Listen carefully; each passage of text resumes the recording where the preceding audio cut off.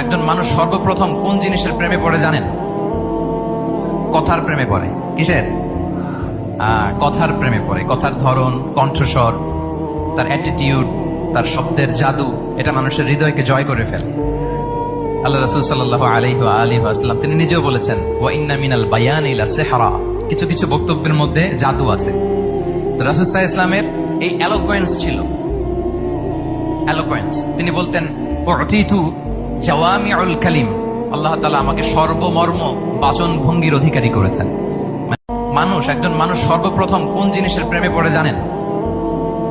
কথার প্রেমে পড়ে। কিসের?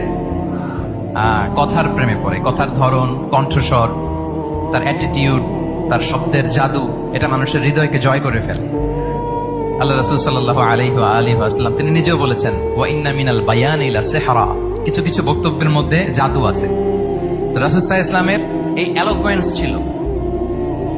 এলোকোয়েন্স, তিনি বলতেন, উতিতু জাওয়ামিউল কালিম, আল্লাহ তাআলা আমাকে সর্বমর্ম বাচন ভঙ্গির অধিকারী করেছেন।